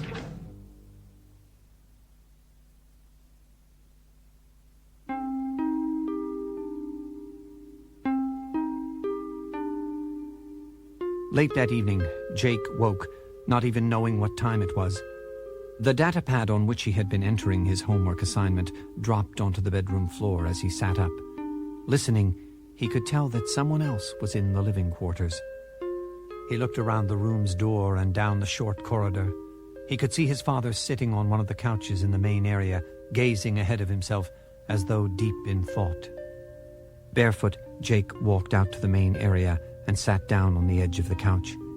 His father looked tired, eyes closed. Dad, maybe you should go to bed. It's late. Is it, Jake? I suppose you're right. But, Jake, have you ever thought what it would be like to go home? Jake was puzzled. What do you mean? We are home. His father smiled sadly and shook his head. No, I meant your real home.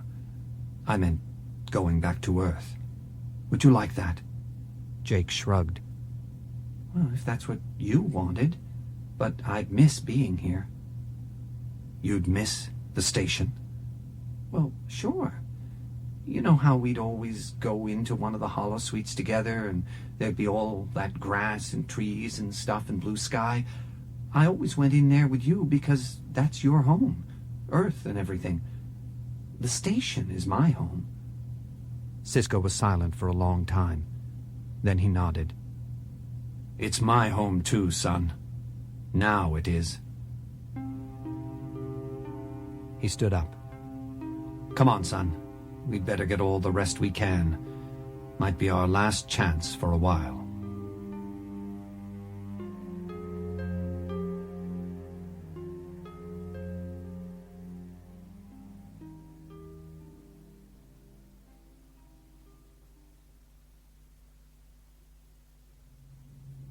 With Major Kira Nerys relieved of her duties, Sisko ordered Odo to investigate McHogue's activities on Bajor.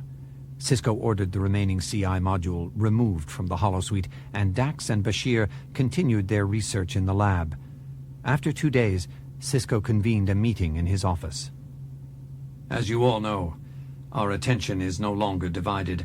The political crisis on Bajor has dovetailed with our investigation into the murder epidemic here aboard the station. The same individuals are responsible for both. Now, all we have to do is find a single solution rather than two different ones. Odo, you have a report on events on Bajor? Sisko turned toward his security chief. Odo glanced at the notes on his datapad, controlling unaccustomed emotions. It still rankled him that his beloved Deep Space Nine, his home, his world, had been violated by a creature as loathsome as McHogue. He could well believe that this was what a family man such as the commander felt upon hearing that his son had been exposed to this person's machinations. It was hard to remain quite rational about the subject, yet when he spoke, his voice was even. McHogue's plans for Bajor seem to be already in motion. An entire new city is being built on the planet just for McHogue's operations. It was to be called McHogue City, but the name has already been shortened to Mogity. Your analysis, Constable? The kind of resources necessary would indicate a greater degree of Cardassian involvement than we had previously assumed. The main traffic entrance will be attached directly to the landing area. The immense buildings will not have windows or any other means of connecting to the outside world. They will be sealed environments that are to be built in a matter of days. Sisko turned toward Dax. Do you have any more data from your work on the CI modules? Everything we've discovered so far, Benjamin, just confirms our initial theories about the cortical induction technology. Essentially, all the sequences have an extremely low addiction threshold, followed by a steeply ramped burn-through cycle. Once McHogue's customers are introduced to the CI technology's effects, a high percentage of them would wind up the same way Armand Wyos did. Sisko frowned and set his fist upon the desk. It doesn't make sense. A successful business enterprise doesn't kill off its customers. There must be something else that McHogue is trying to achieve.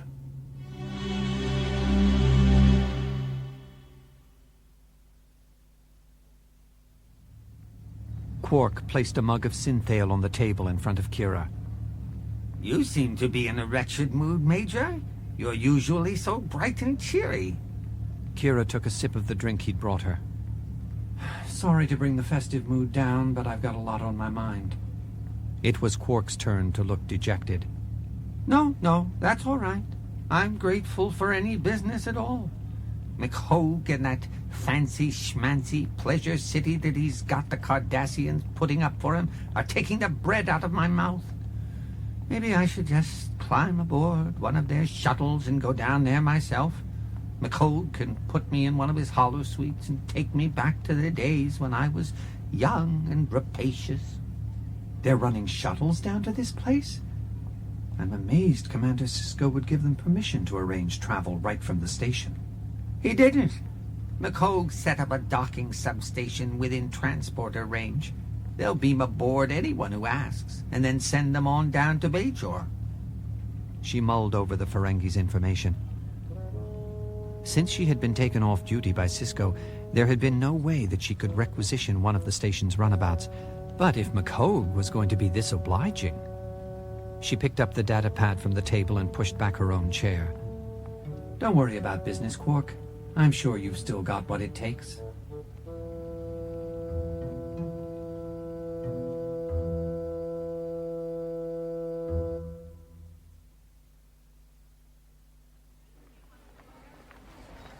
When Kira arrived at Mogadi, an official was there to greet her. So, I take it that you're my escort? I'm flattered that you think I deserve the special treatment. Oh, we're aware of your having been taken off full duty. Your Commander Sisko seems a bit given to groundless suspicions. How did you know I was going to pay you a visit? Major Kira, please. If you hadn't, then we would have had to invite you. This way, please. From the corridor, they stepped out onto a curved balustrade. At the guardrail, Kira could look down upon a milling crowd of the galaxy's sentient species. They gave off en masse an aura of mingled excitement and greed that repelled her. This is just the annex off the transportation area. The man pointed out features of the immense complex, leaning close to Kira. His voice seemed to speak right in her ear, so soothing that her eyelids became heavy and closed. I can tell you why you're here. You have this vision of yourself, don't you, Major? The avenging angel, the fiery sword, the one-woman hit squad. You want to find some switch to throw that would overload the power generators and blow all of Mogati to atoms. Or perhaps something less flamboyant, but just as satisfying. You could, with your bare hands, tear out my throat. Her eyes flew open. She saw before her not the official, but the image of McCogue turned to flesh. You shouldn't act so surprised, Major. You've entered my territory. You should be flattered that I'm giving you such special treatment. Come on, there's some other things I'd like you to see. Away from the murmur of the gaming floor, a balcony opened to a view of the hills surrounding the new city. The landscape had been scraped bare by the towering construction equipment arrayed along the horizon. Kira shook her head. Your friends, the Cardassians, certainly have a taste for epic architecture. McCogue leaned his hands against the balcony's rail. Gul Dukat has been very useful and discreet, but it's not that simple. I'm not done giving you the tour yet. Another corridor, high-ceilinged with soft, dreamy light, the color of a perfect dawn. A row of holosuites extended down one wall. Look familiar, Major? Kira shrugged. Holosuites? Do you really think intelligent creatures are going to fall for this? Once people find out that there's nothing but death and madness at the end, you'll be walking around your precious Mogadi by yourself. You speak from ignorance, Major. He pressed the control at the side of one of the holosuites. The door slid open. Inside, a figure knelt at the center of the chamber. A face radiant with belief looked up at her, and she recognized an acolyte from the capital's temple. The acolyte she'd seen on her last visit. The acolyte's gaze pierced Kira and focused on a vision far beyond. I saw her. The Kai. Kira knew that McCogue stood somewhere behind them, stood at the door, watching and smiling.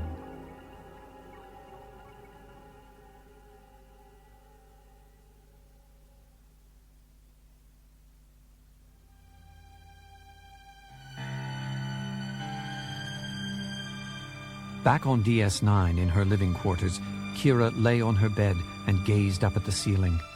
She thought about the events of her brief journey to McHogue's world. It infuriated her to think of the temple's acolyte lost in thrall to such a mind and its creations.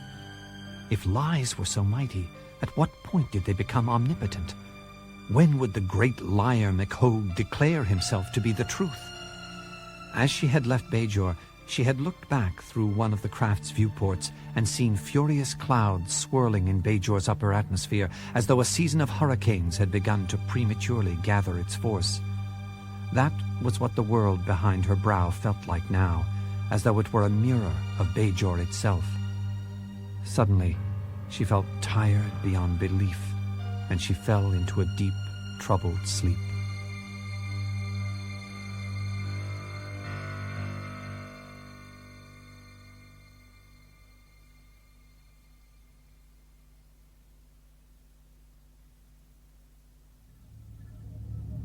In ops, Cisco leaned over the shoulder of the ensign sitting at the meteorological console.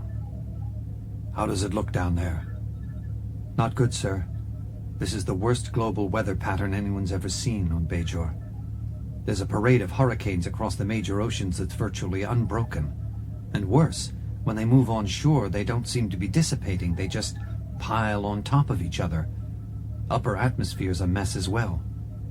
Cisco turned to one of the other crew members. Do we still have communications with Bajor? Negative, Commander.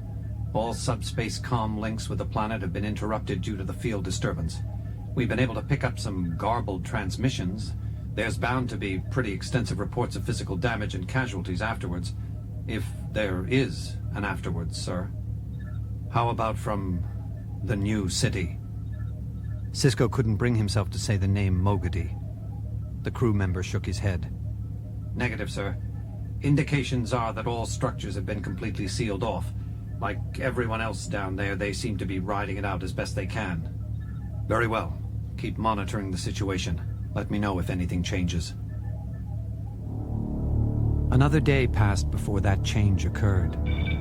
Commander, another garbled transmission from Bajor. Clean it up and put it on my console, Ensign. The transmission was from Mogady. After Cisco saw it, he somberly directed the ops technician to reroute it so Dax and Bashir could see it.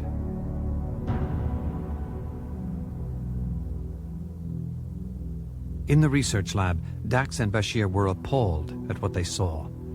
The blood-drenched interior of Mogady's main casino area. They had caught the barest glimpse of this madness in Armand Wyas's drugged mutterings. Now it had seemingly found a new and more powerful incarnation. Dax looked at Bashir.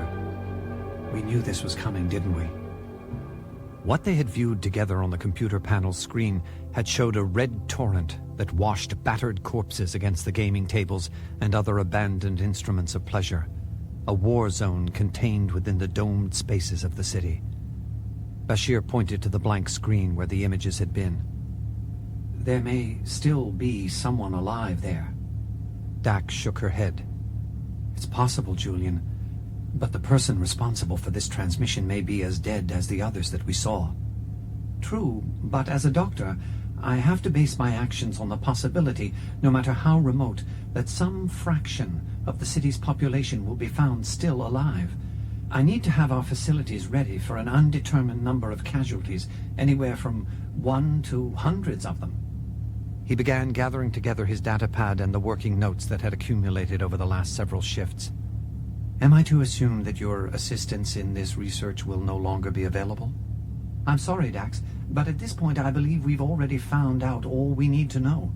We could go on forever tearing apart that one CI module. What good would it do? Dax touched his arm. I understand, Julian. I really believed when we started this investigation that we would find some way of preventing this from happening. He shook his head. It's too late for that now. The lab door slid open, and Dax watched him carry his things out into the corridor. Then she turned back to examine the innards of the CI module. She had made no more than a token protest when he had wanted to leave, because there were decisions to be made, actions to be taken, that would be easier without him. Outside the boundaries of the station, entwined into the fabric of the universe, the pattern of data from the remote sensors was growing clearer. The connection between what was happening on the surface of Bajor and the web of seemingly random anomalies that had slowly formed both through and beneath space itself was real now, if still invisible.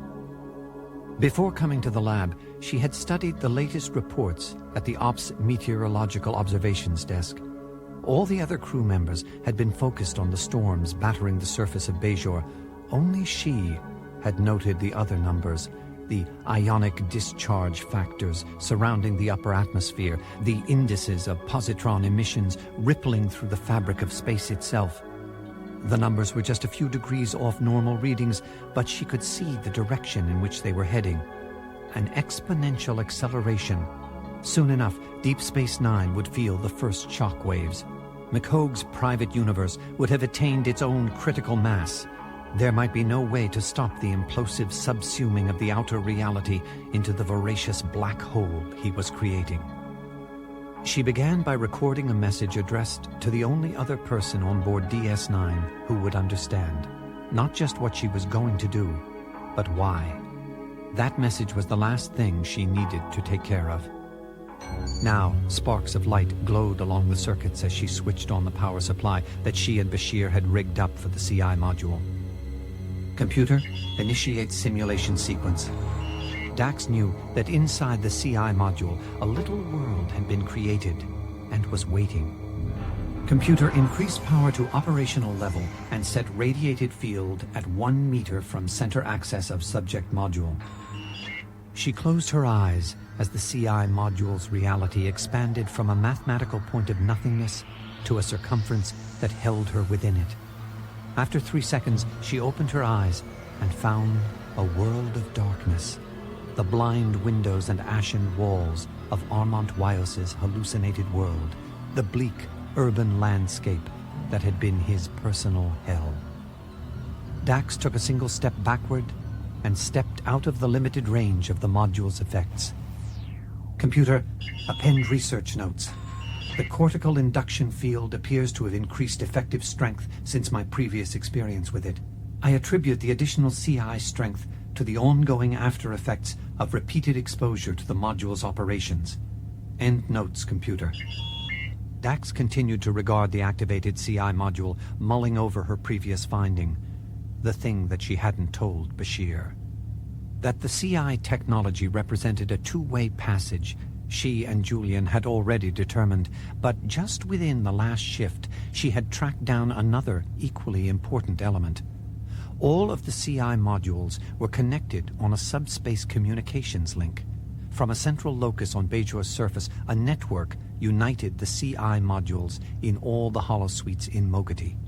The altered holosuites were not creating a multiplicity of perceptual worlds based upon the input of their various users, but instead were drawing those users into facets of a single master-programmed alternate reality. That all-encompassing hallucination resulted in a single world shared among them, the world that McHogue had created for them. Dax held out her hand, fingers just touching the invisible field of the CI module's radiation. McHogue's own universe. But Dax knew McHogue had forgotten one thing. A back door to that world, that private universe, a door left open aboard the station. All she would have to do would be to take a single step forward, and she would be there, walking inside McHogue's head. He had forgotten about this CI module aboard DS9, operable and connected to all the others by the subspace link they shared.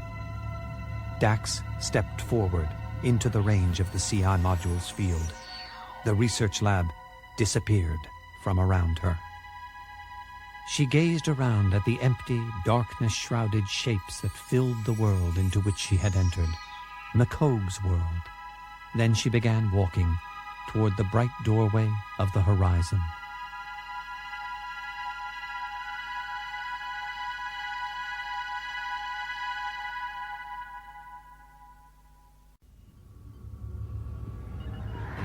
As Dr. Bashir entered Ops, A silent shuddering rolled through the station's frame, strong enough to jar him back against the open doorway. Commander Sisko, leaning over the central control panel, turned quickly toward him. Where's Dax? We're going to need her up here immediately. We've got some spatial field disturbances coming our way, major ones. Their point of emanation seems to be Bajor. Odo came up beside him. Commander, we've not been able to get a response from Dax. Sisko looked toward Bashir. That first jolt may have caused some damage inside the lab. You'd better get down there, Constable. You too, Doctor. She might be injured. A short time later, when Odo and Bashir reached the lab, they found it empty, or apparently so. Bashir thought he could sense Dax's presence. He and Odo stood next to the workbench, looking around the area. She should be here. Where else could she be? Odo suddenly grabbed Bashir's arm and pulled him away from the bench. Watch out, Doctor. Then Bashir saw it. The disassembled CI module had been powered up. At the same time, he caught the scent of charred wiring insulation and burnt-out components. Even as he looked at the module's exposed innards, another piece of it failed, bursting into a white-centered flare. Bashir picked up one of the probe tools that had been left scattered on the bench. A cautious insertion of the tool's point unleashed a fury of sparks. Now the module was dead, its circuits reduced to black cobwebs already crumbling to ash. Odo regarded the object's remains with his usual deep distrust. What happened to it? Bashir steadied himself against the edge of the bench. Perhaps our friend McHogue decided that he didn't want people prying into his secrets anymore. But we still need to find Dax. A quick search through the rest of the lab yielded no sign of her. Odo returned to the bench area and contacted the ops deck. Commander, we're not having much success down here. As Odo talked to Sisko, Bashir found the most recent additions to Dax's research notes. He quickly scanned the words into which Dax's voice had been transcribed. Then he contacted Sisko. Commander, are we presently capable of getting any signals to and from Bajor? We've managed to establish a comm link. It's weak and erratic, but we can get through. Why do you ask? I suggest, Commander, that you redirect the tracer you have out for Dax and her comm badge. There's a good chance you'll find her down there on Bajor, in the city of Mogadi, to be precise. Bashir shook his head as he looked at the burnt-out remains of the CI module. McHogue came out here and got her, just like that.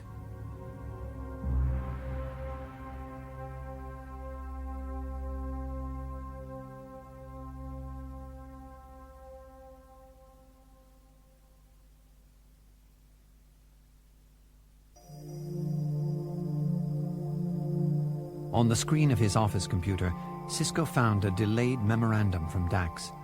She had marked it both urgent and confidential. He leaned back in his chair and listened to Dax's voice. Benjamin, I'm routing this information to you personally, as you can best determine what use should be made of it. To be brief, the situation regarding McHogue and his plans may be much worse than we had previously thought. Even before the present atmospheric storms on Bajor and the ongoing spatial disturbances in our sector, there were indications of a deeper underlying phenomenon taking place. A fundamental cosmological shift is taking place, with the city of Mogadi functioning as its epicenter. Mogadi has become a black hole, but one unlike any we've ever encountered before. It's as if the cosmos that we normally perceive were reduced to a map, spread out and fastened upon a table. Now that table, the subspace dimensions that maintain our universe, is being destroyed. Somehow, the operations of McHogue's CI modules are drawing subspace in upon itself and collapsing it, just as a gravitational black hole does with light radiation. This would be a cataclysm beyond our imaginings, Benjamin, an eclipsing of the galaxies themselves. The consequences of McHogue's operations upon the surface of Bajor have reached a critical point. That's why I'm forwarding this memorandum to you, Benjamin. Sisko turned his head and saw the words, "End of Memorandum," on the screen before him. He tapped his comm badge. Commander Sisko to Dr. Bashir. Any sign of Dax? Negative, sir. Odo and I are heading toward Ops. There's a lot we need to talk about. Very well, make it quick. Another series of bone-jarring impacts rattled through the station before Bashir and Odo arrived. The office door slid shut behind them. All right, then. I want to hear exactly what you found. What everyone who has gone into one of the altered holosuites has discovered, including yourself, Commander, is that McHogue himself is the basic substratum of that illusory world. Every brick, every leaf on a tree is McHogue. There's no getting away from him in there, except for the way Dax had discovered. Once the symbiont's neurosystem had locked onto the CI module's effects and gotten Dax into that hallucinatory world, she planned to separate her humanoid consciousness away from what the symbiont perceived, and thus go behind the hallucination and directly into McHogue's consciousness. Bashir hunched his shoulders as though from an involuntary reaction to his own memory of the altered holosuite. Commander, all she had to do was take a step backward from the lab bench where the module was situated, and she would have been out of reach of the field generated by the CI technology. The symbiont would have been able to assume sufficient motor control over the host body to do that much. But something else happened that Dax hadn't foreseen. Somehow, the powers that McHogue has gained through the CI technology have achieved reality in this universe. Once Dax had stepped into his hallucinatory world, McHogue was able to reach into the station, as though with a transporter beam, and remove Dax's actual physical being to Mogety. We have the tracer signal locked on Dax's comm badge to confirm it. Sisko's hands became fists. Dax was now physically in McHogue's world. How could it have happened? How did McHogue do it? Odo's voice reached into Sisko's brooding thoughts. What shall we do, Commander? We need to make a decision. Sisko roused himself from his silence. Gentlemen, I have made my decision. I'm going after her. Bashir protested. It's too dangerous to use the holosuite. Look what happened to Dax. Doctor, I have no intention of going after Dax by placing myself under the CI effects again. I'm going down to Bajor myself to find Dax and fetch her back here. Odo slowly shook his head. Commander, the impact of the shockwaves has been sufficient to cause extensive structural damage to DS9. A runabout caught in that kind of flux field could be crushed like an egg. Your concerns are well-founded, Constable. That's why I'll be going alone on this mission. As for when I reach Bajor, every hurricane has an eye where the air is relatively still. It's just a matter of threading the needle.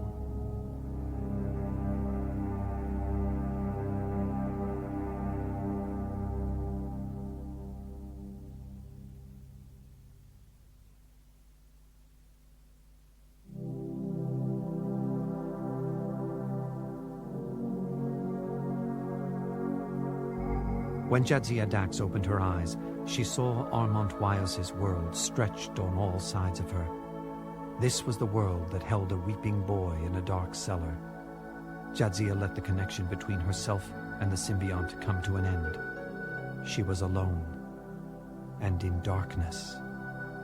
The chill breeze she had felt against her skin had disappeared, along with even the faintest light.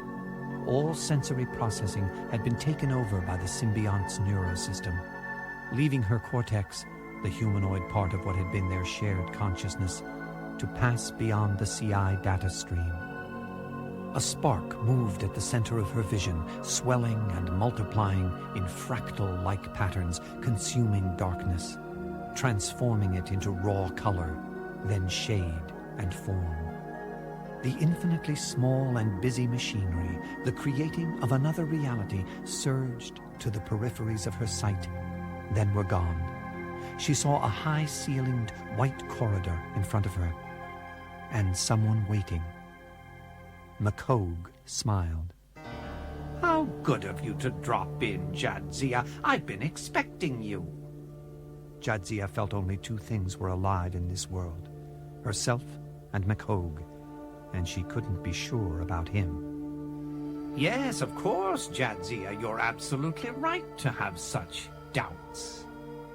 McHogue gestured toward the bare horizon, and what she saw lay a chill hand upon her heart. A world of corpses, bones whitening beneath a glaring sun. The walls of the city of Mogety had been breached. It looked like centuries ago. The withered branches of the trees were skeletal hands clawing at the sky. They came and wagered away all the money in their pockets. Then they pawned their clothes. Then I let these poor losers pawn the flesh off their bones. He gestured toward the tangled skeletal remains. The storms of mortality have passed. Now they've found safe harbor in me. In my world, Jadzia. In my mind. This universe has become real. At last, Jadzia found her voice. That's what defines insanity. For you, at least. You've convinced yourself that your fantasy has physical existence. McCoge's smile turned feral. Then prove it doesn't, Jadzia. I know all about your escape route. All you have to do is take a single step backward. Then do so. Leave. You might as well. There's nothing you can accomplish here anyway. A knot of fear seized inside her gut. Instinctively, she stepped back. And in that other place, in the research lab aboard Deep Space Nine, there was no one. McCoge reached out and grabbed her wrist, squeezing it tight. You see? I told you so. The unreal has become the real. A shadow fell across them. McCoge's delight was evident as he turned his face toward the sky and saw the runabout descending. I think it's admirable that your old friend Cisco would come all this way for your sake. The runabout touched down and came to a halt in what had been Mogadi's grand concourse. The relief Jadzia felt at Cisco's appearance in the runabout's hatch was like a rush of oxygen into her lungs. McCoge made a small bow toward him. My dear Commander, it's always such a pleasure to see you. Cisco sprinted to Jadzia's side. Are you all right? She nodded. I'll be fine. Soon as I'm away from here and I'm reconjoined with my symbiont. Cisco gestured to the runabout. The CI field has apparently coalesced here. Once we're out of actual physical proximity to its locus, the effects on you should be reversible, just as if you'd been able to step backward from the module aboard the station. McCoge smiled broadly. Maybe, maybe not. They calculate poorly, those who don't take me into account. Jadzia shook her head. He's insane, Benjamin. There's no difference now between him and this world he's created. We should return to the station immediately. Perhaps there's still some way we can find to limit the damage to the surrounding universe. McCoge's smile had faded with each of her words. Now I am annoyed. You want to leave here? All right. I'll make it easy for you. Jadzia saw the blow coming. McCoge's hand curling into a fist. She tried to pull Benjamin out of its path, but was too late. As close as she had been, she was still unable to discern exactly what had happened, which had been real and which illusion, the fist or its target. They seemed to pass one into the other. Illusions overlapped and mingled, but only one of them remained. Cisco was gone. McCoge nodded in grim satisfaction. That's what he wanted. Let's see how he likes it.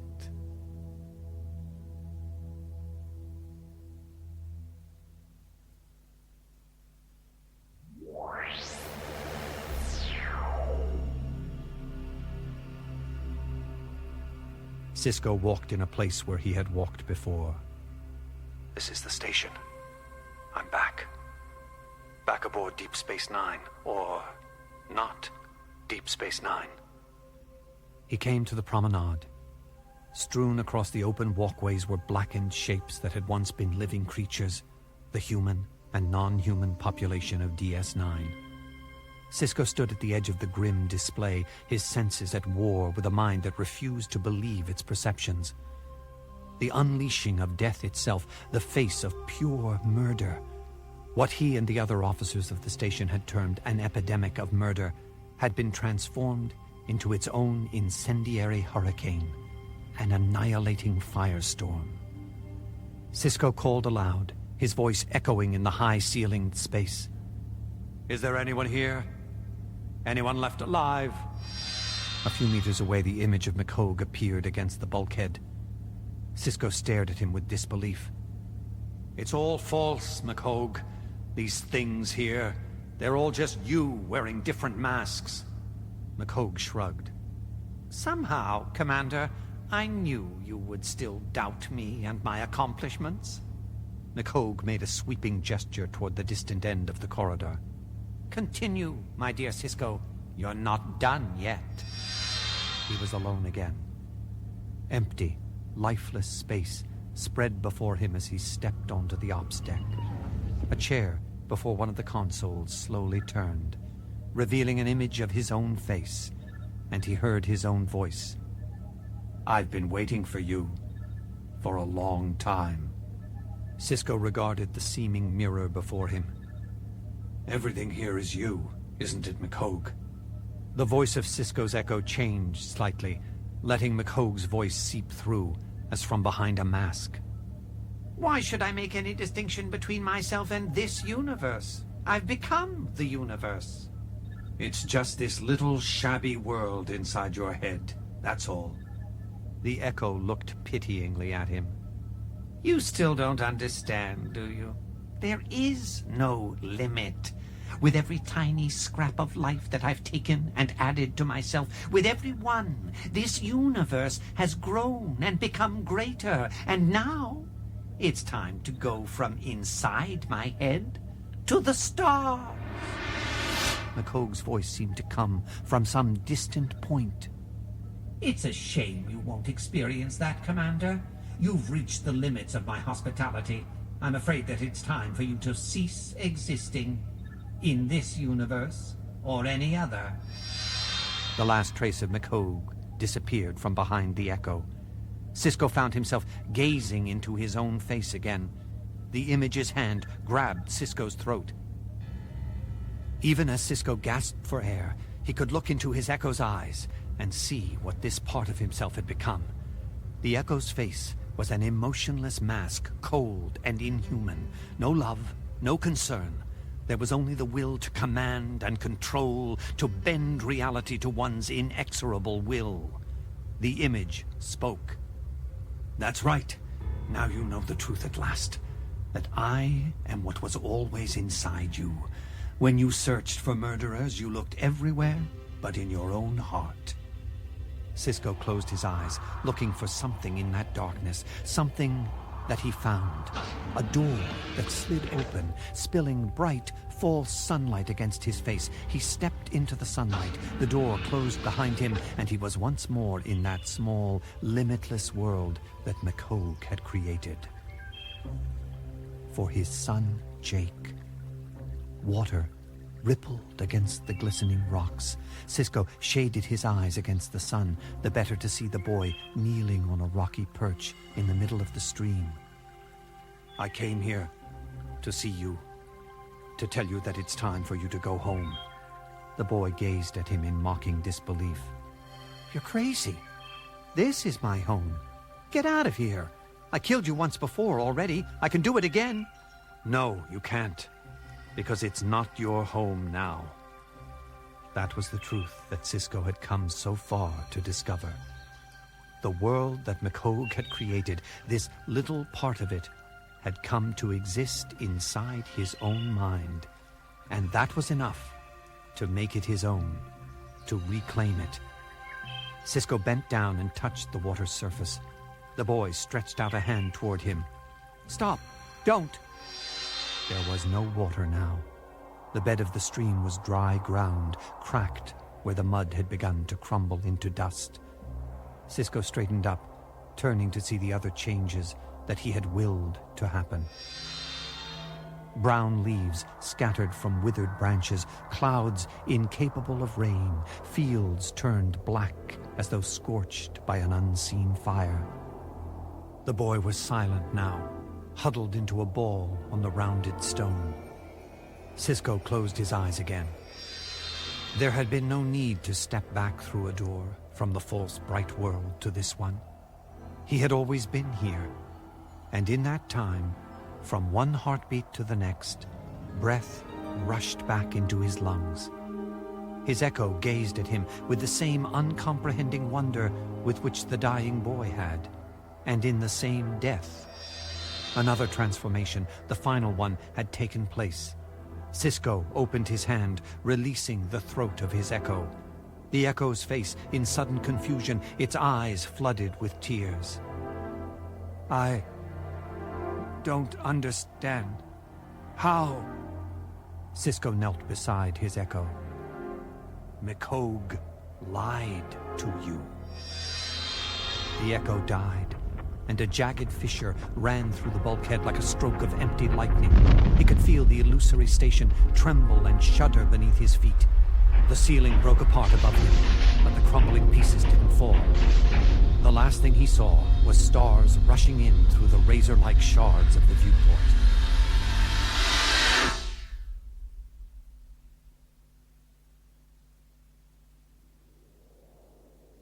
Suddenly, Cisco heard Jadzia's voice. We've got to get out of here, Benjamin. She half carried, half dragged him toward the runabout. Overhead, the sky had darkened with the return of the storm clouds. The runabout's door slid open, and she managed to get Cisco into one of the seats.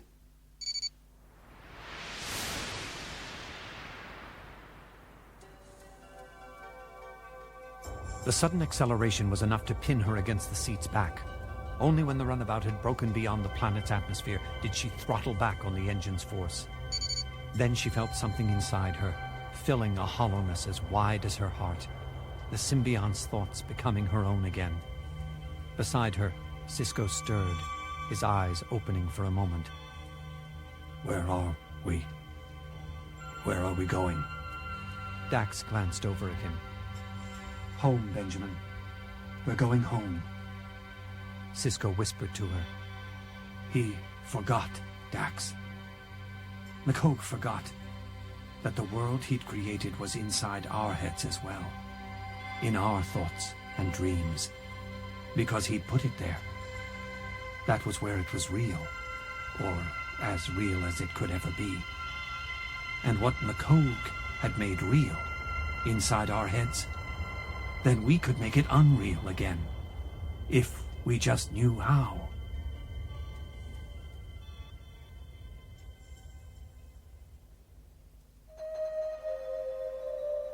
McHogue thought it a most peculiar thing.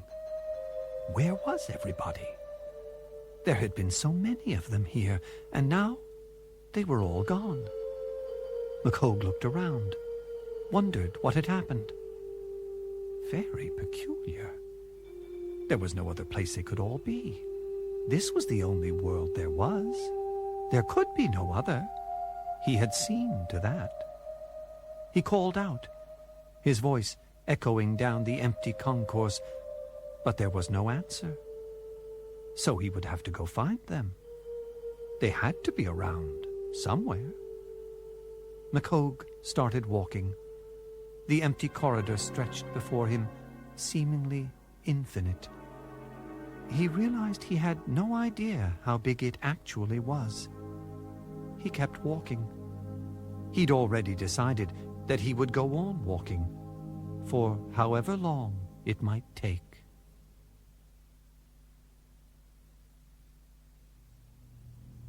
In the commander's office, Odo reviewed the statement that had been received from the Cardassian ruling council.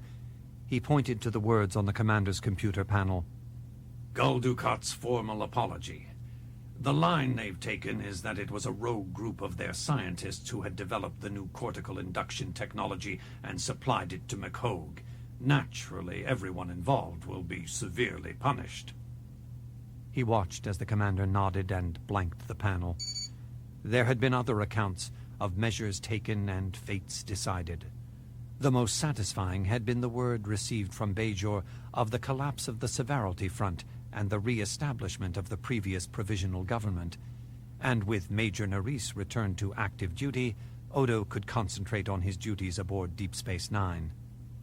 I should be returning to the security office, Commander. Yes, of course, Constable. I didn't mean to detain you. The door slid shut after Odo, and Cisco went to his living quarters to lie down. When he opened the door, he saw Jake idly tossing a baseball and catching it. His son looked up at him. You look kind of tired, Dad. Cisco managed to smile. A little more than usual, I suppose. But tell you what, After I get some rest, I could use a little baseball practice. Jake regarded him with a mixture of hope and skepticism. You sure?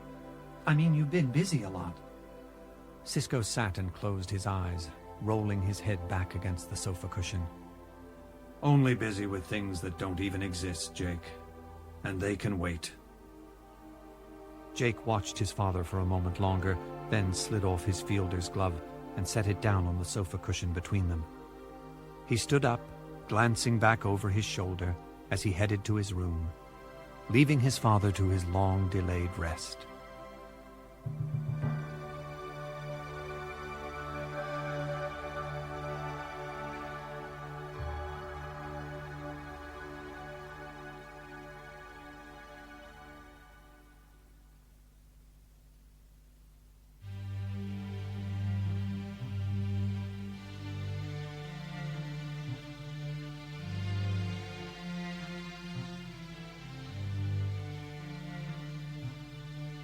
Star Trek Deep Space Nine, Warped, was written by K.W. Jeter and read by Renee Aubergenois.